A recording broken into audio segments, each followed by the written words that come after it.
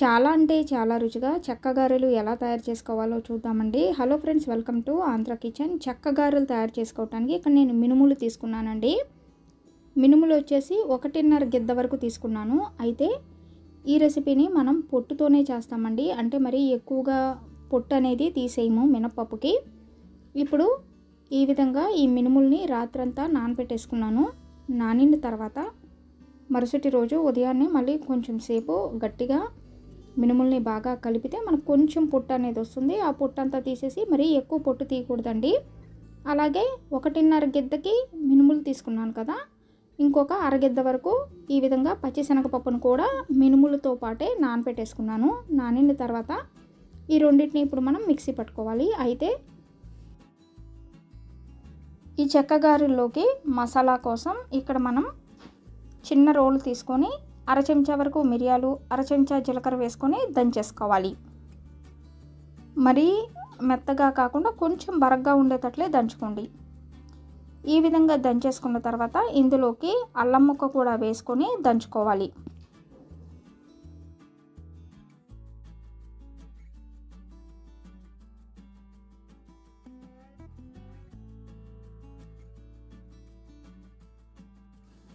అల్లంతో పాటు పచ్చిమిర్చి కూడా వేసుకోవాలండి. ఇక్కడ నేను 5 పచ్చిమిరపకాయలు తీసుకున్నాను. 5 పచ్చిమిర్చిని కూడా చక్కగా ఈ విధంగా రోట్లో వేసుకొని దంచేసుకోవాలి.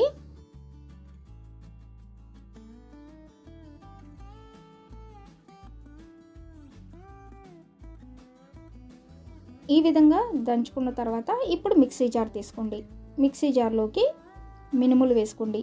మినుములైనా వేసుకోవచ్చు, మినపప్పు అయినా వేసుకోవచ్చు అండి. చూస్తున్నారు కదా, ఇక్కడ నేను పొట్టుతోనే వేస్తున్నాను. పొట్టు అనేది అసలు ఎక్కువ ఏం తీయలేదండి. జస్ట్ ఒక 2 సార్లు కడిగి ఈ విధంగా మిక్సీ జార్లో నీళ్లు వేయకుండా వేసుకోవాలి. అలాగే పచ్చిశనగపప్పును కూడా నీళ్లతో కాకుండా నీళ్లు చక్కగా వంచేసుకొని మిక్సీ జార్లో వేసుకొని మరీ మెత్తగా కాకుండా కొంచెం బరగ్గా ఉండేటట్లే మిక్సీ పట్టుకోవాలండి.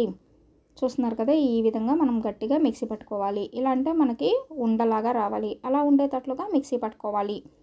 ఈ చెక్క గారెలకి ఈ మినపప్పు అనేది కూడా మెత్తగా మెదగదు, అలాగే పచ్చిశనగపప్పును కూడా మెత్తగా మెదుపుకోము. ఇప్పుడు ఇందులోకి తగినంత ఉప్పు వేసుకోండి. ఉప్పుతో పాటు ఇక్కడ మనం ముందుగానే కలిపి పెట్టేసుకున్నాం కదా, ఈ మసాలా అనేది పచ్చిమిర్చి, జీలకర్ర, మిరియాలు వేసుకొని దీన్ని కూడా వేసుకొని ఇంకా బాగా కలుపుకోండి.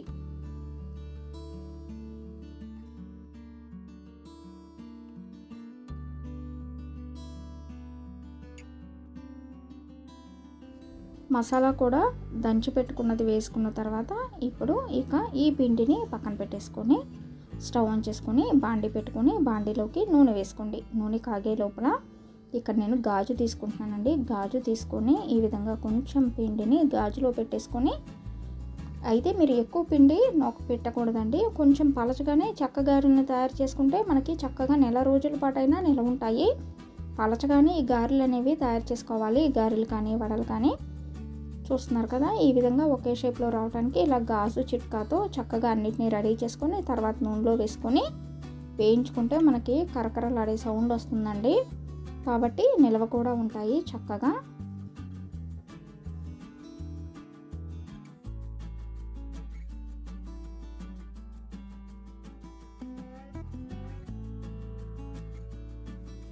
వీటికి చట్నీతో కానీ సాంబార్తో కానీ ఏమీ పనిలేదండి. చక్కగా మనం ఉట్టియే తినేసేయచ్చు. అంతేకాకుండా సాంబార్లోకి అలాగే రసంలోకి కూడా కాంబినేషన్గా తీసుకోవచ్చు. సైడ్ డిష్గా సూపర్గా ఉంటాయి. కరకరలాడుతూ చాలా అంటే చాలా రుచిగా ఉంటాయండి. మరి మీ అందరికీ గాజు చిట్కాతో తయారు చేసుకున్న ఈ చెక్క గారెల రెసిపీ వీడియో కనుక నచ్చినట్లయితే ఈ వీడియోని లైక్ చేయండి, షేర్ చేయండి. మరిన్ని వీడియోస్ కోసం మా ఛానల్ని సబ్స్క్రైబ్ చేయండి. Thank you for watching.